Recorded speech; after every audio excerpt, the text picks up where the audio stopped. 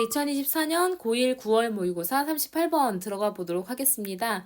자, 내용이 조금 까다로울 수 있으니까 잘 따라오셔야 될 것 같습니다. 우리 이제 과학 얘기 나오면 조금 어렵죠? 자, 생물학에 대한 얘기를 하게 될 건데요. 생물학에서 두 종류의 유사성이 있대요. 유사성이라는 거는 이제 비슷함을 나타내고 싶다는 거죠. 그 비슷함을 표현하는 방식이 두 가지가 있는데 상사성이라는 게 있고 상동성이라는 게 있대요. 자, 여기서 상사성이라고 하는 거는 상은 이제 서로 간에 이런 뜻이거든요. 그리고 사가 들어가면 우리가 유사하다, 사 할 때 비슷한 이란 뜻이거든요. 그래서 비슷해 보여요. 그치만 이제 기능은 비슷해 보이지만 사실은 이제 뭐 조상이 좀 다르게 되는 게 상사성이라고 보시면 되고요. 자, 상동성이라는 거는 아예 동질, 똑같은 걸 아예 나타내는 유사성을 얘기를 하는 거겠죠. 그래서 기능은 뭐 같을 수도 있고 다를 수도 있기는 한데 그게 이제 갈라져 내려온 그 조상이 똑같다라는 거거든요. 그래서 비슷하긴 비슷한데 기능이 비슷하냐 이제 아니면은 이제 조상이 비슷하냐 이거에 따라서 구분을 할 수가 있대요. 그래서 이제 상사성의 예로서 새와 그리고 벌의 날개에 대해서 얘기를 할 거거든요. 그러면 이 기능은 똑같아요, 얘네들이. 날개는 어차피 날기 위해서 사용을 하는 거죠. 하지만 이제 그 안에를 구조를 좀 본다거나 하면 아예 다르거든요. 그러니까 이게 같다라고 볼 수는 없다라는 거예요. 그래서 그 조상이 같다라고 볼 수는 없다는 거죠. 그러니까 뭐 곤충이랑 이제 어떤 조류가 가지고 있는 뼈 모양이라든지 이런 게 같을 리는 없으니까 그냥 날아가기 위한 기능만 동일한 거지 나머지는 다 다른 거를 얘기하는 게 상사성이고요. 상동성이라는 거는 여기서 얘가 이제 말의 앞발과 그리고 이제 새의 날개가 또 나오게 되거든요. 그러면 말의 앞발이랑 새의 날개, 엄청 생뚱맞죠? 그치만 얘네들은 둘 다 포유류입니다. 새도 포유류고 이제 말도 포유류인데 이 앞다리라고 얘기하는 것이 진화해서 말의 앞발이 됐을 수도 있고 진화해서 이제 그 새의 날개가 됐을 수 있습니다. 그래서 어쨌든 포유류에 속하고 있기 때문에 조상은 아주 위로 올라가게 됐을 때 조상은 동일한 조상을 가지고 있을 것이다 라는 것이 상동성이에요. 구분 잘 하셔야 돼요. 그래서 미리 오늘 내용이 조금 어려울까봐 미리 설명을 드렸습니다. 그래서 생물학자들은 두 종류의 유사성인 상사성과 상동성을 특성에 따라서 구별을 합니다. 그래서 상사성은 공통된 기능을 가지지만 조상이 다른 거, 상동성은 공통된 기능은 있을 수도 있고 없을 수도 있어요. 기능은 중요하지 않지만 조상이 같은 특성을 가지고 있는 것을 상동성이라고 얘기를 한답니다. 자, 그래서 지문 한번 들어가 보도록 하겠습니다. 자, 첫 번째 문장부터 보면은, 이제 생물학자들은 구분합니다. 두 종류의 이제 유사성, 비슷함을 구분을 하게 됩니다. 그래서 처음으로 이게 주제예요. 두 가지의 유사성의 표현, 유사성의 특징, 이렇게 보면 돼요. 근데 생물학에서 이제 얘기하는 유사성을 얘기를 하는 겁니다. 자, 여기에서 이제 상사형질, analogous trait, 그래서 상사형질이라는 것은 어떤 형질을, 어떤 특성을 얘기를 하는 거냐면, 이 대시 주격관계대명사로 쓰였겠죠. 그래서 공통의 기능을 가져요. 날기 위한 것이라는 공통된 기능을 갖지만 arose on different branches 했으니까 진화 계보상의 다른 가지에서 생겨났고 그리고 are in an important sense 했으니까 어떤 중요한 측면에서 봤을 때는 are not 무엇은 아니냐면 똑같은 기관은 동일한 기관은 아닌 그런 이제 형질을 나타내는 게 바로 상사형질이라는 거래요. 자, 여기서 이제 여기 상사형질이 무엇인지 설명을 했습니다. 그래서 상사형질이라는 건 뭐냐면 기능은 같고요. 그리고 조상은 다르고요. 그 다음에 이제 그 기관명도 다릅니다. 그래서 기능만 같아요. 그죠?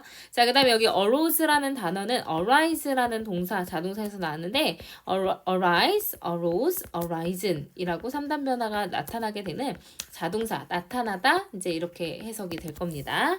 자, 그 다음에 the wings of birds and the wings of bees 했으니까 새의 날개 그리고 이제 벌의 날개는요 둘 다 사용이 됩니다. 여기 이제 수동태로 쓰였겠죠. 사용이 되어집니다. 근데 for 무엇을 위해서 사용이 되냐면 비행을 위해서 사용되는 거 똑같아요.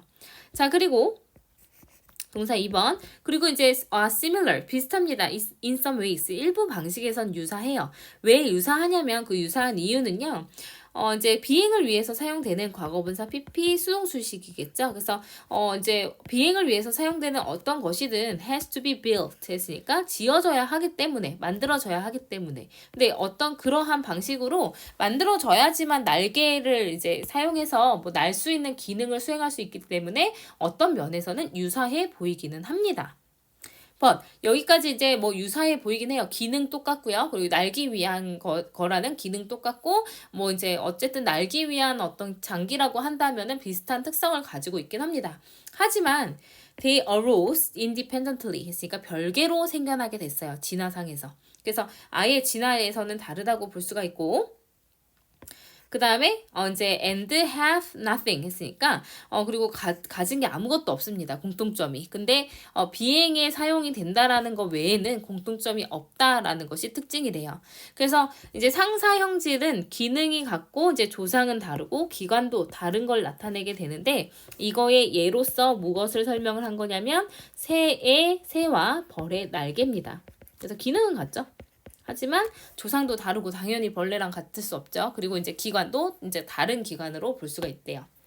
자, 여기까지는 상사형질에 대해서 얘기를 했습니다. 여기가 상사형질. 바디 1이에요. 그래서 상사형질을 얘기하고 있었습니다.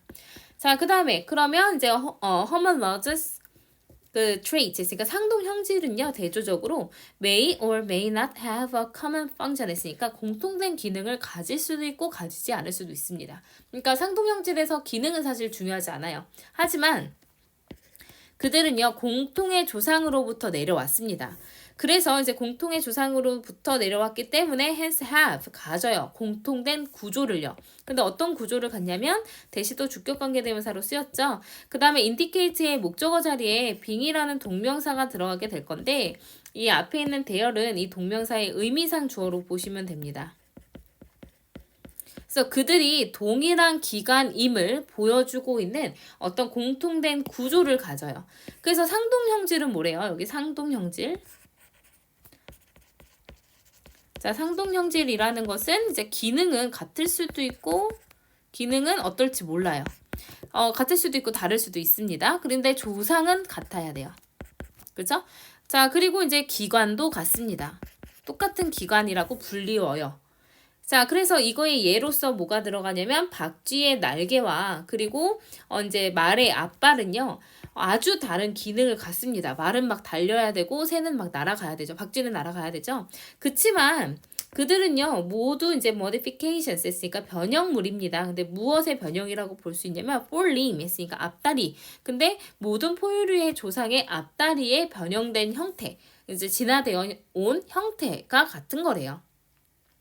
그래서 얘네들은 이제 아예 기능은 다릅니다. 그렇지만 어쨌든 같은 조상으로부터 같은 기관이 이제 이어져 내려온 게 지금의 어떤 말의 앞발과 그리고 박쥐의 이제 날개로 남아 있다라는 거죠.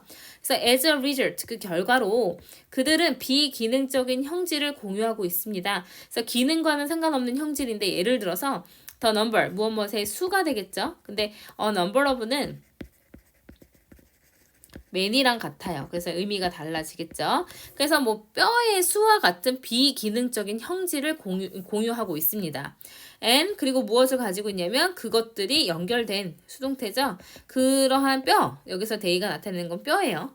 그래서 뼈가 이제 연결되어 있는 그 방식에서도 굉장히 비기능적 형질을 공유하고 있대요. 그래서 옆에 보시면은 예를 들어서 이제 그 사람의 손과 그 이제 돌고래의 손을 보면요. 뼈 이제 약간 모양이 좀 옆에 이제 휴먼과 캣을 보면요. 얘네들 둘 다 포유류인데 뼈의 모양이 조금은 달라질 수는 있겠지만 비슷한 형질을 갖죠. 뼈의 수도 같아 보이고요. 그 다음에 뭐 이제 발가락 뼈의 수 뭐 이런 것들은 거의 비슷하게 이제 연결이 되어 있다라는 겁니다.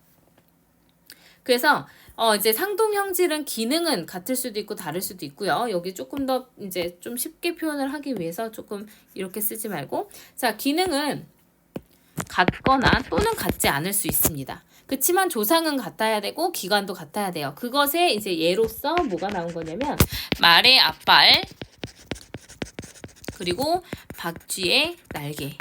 얘네들은 이제 뭐 뼈의 수 이런 것들은 그러니까 그리고 연결되어 있는 그 형태가 같다라고 볼 수가 있대요.